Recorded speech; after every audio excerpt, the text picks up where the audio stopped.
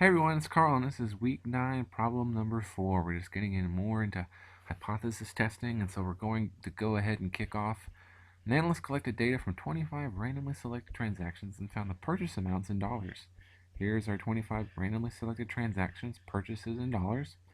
And the mean is $27.04, and the standard deviation is $13.46. The analyst wants to know if the mean purchase amount, the mean or the average, for all transactions, meaning all the population, is at least is key right here, at least $22. So we're just going to go ahead and give you a quick rundown in terms of just a little brief review if you haven't already. So to make this into dollars, it's pretty simple. We select all and then we right click. And once we get the right click, we can format our cells right here. So just FYI, in case you're wondering how it can be done in Excel, in terms of the formatting piece, it'll let you go here. Usually, what I've done where I work, is currency and get the spacing that way. Accounting, the dollar sign is just a little bit to the left, little bit of a spacing between the dollar sign and the actual number. But usually, you can use currency, and then it'll switch it, and there you go. So, and also some review is the mean and the standard deviation. So what we'll do now is we're going to calculate the mean or the average, just to show you in Excel how it's done. The average, this one is N1 is our range, N1, 2, remember the colon, N25, because we have 25 randomly selected. And we'll get $27.04. And similar standard deviation, what we're going to do is right here, standard deviation. Same thing, N1, N25, our sample, 13.46.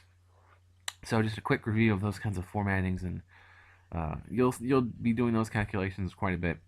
So in terms of what is the null hypothesis, just to give you a sense, the null hypothesis specifies a population parameter and proposes a value for that parameter.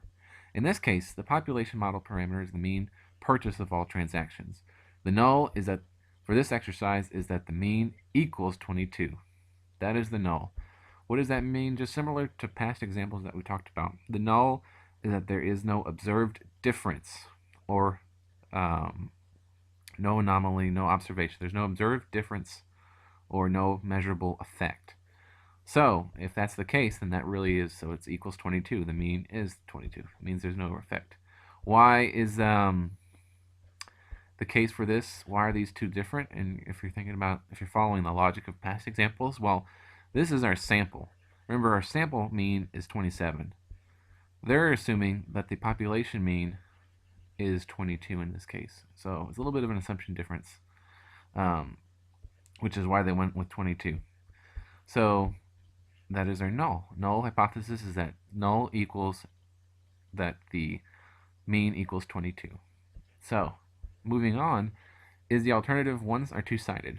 So is it one or two-tailed?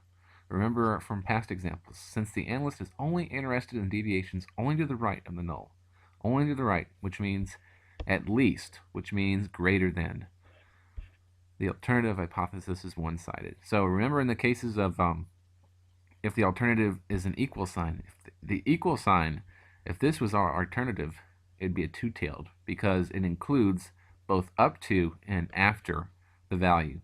But in this case, we're only interested in the value greater than the mean, the hypothesis.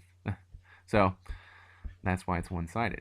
So our following question, what is the value of the t-test statistic? Now remember, a t-test is y bar minus the mean divided by the standard error. Now key point is that this can't be calculated in Excel per se, so we have to actually manually do this to a certain point. So if you click here, the y bar, so y bar, what is that? The mean? 2704 of your sample mean. Minus, what's the 22? The population mean. So see that difference there. Y bar, the sample, mean, population mean. Now, divided by the standard error. So what is the standard error? It's the standard deviation, which in our case is 13.46, as we've calculated, divided by the square root of n. What is n? n is our sample size, which is 25. So when you put all those together, then that allows you to get 1.8722, or 1.872 is your t-test statistic. So, and ensuing question is, what is the p-value of the t-test statistic? So to calculate that, what we've done is you have to use your t-dist function.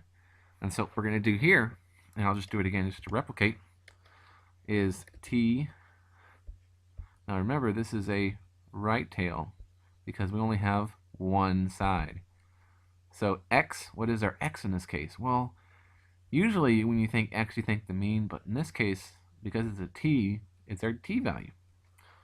So we're going to put 1.8722, just the more the merrier.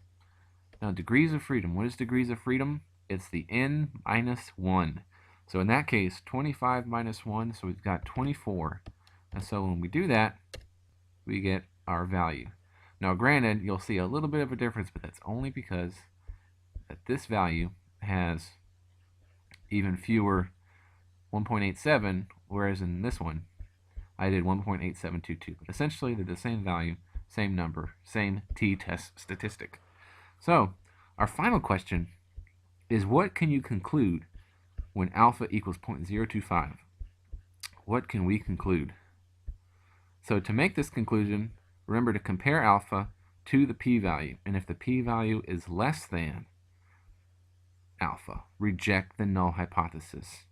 And if the p-value is greater than or equal to alpha, you must fail to reject the null hypothesis. So remember, our p-value is 0.0368 and alpha is 0.025. Now remember that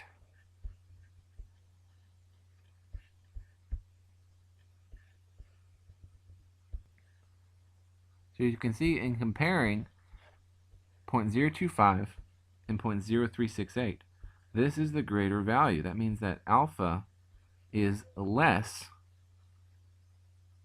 than p-value, or conversely, p-value is greater than or equal to alpha. So we must fail to reject the null. What is the null? Remember, going back up here, we scroll back up. Our null was that it equals 22. So we fail to reject. So that means that there is the potential that that is the case. So that means that our alternative isn't. It may not be the case based on our data, based on the sample size that we have, that we cannot make the statistical inference that the purchase amount of all transactions is at least $22. So that means that we need more information. What does that mean? Similar to past examples that we've worked on before, that means that what would help us out here is an even greater sample size. Remember, kind of old adage, the more that you have in your sample, the more that it indicates the true nature of the population that you're studying. So we hope this helps you out, and just let us know if you have any questions. Thanks so much.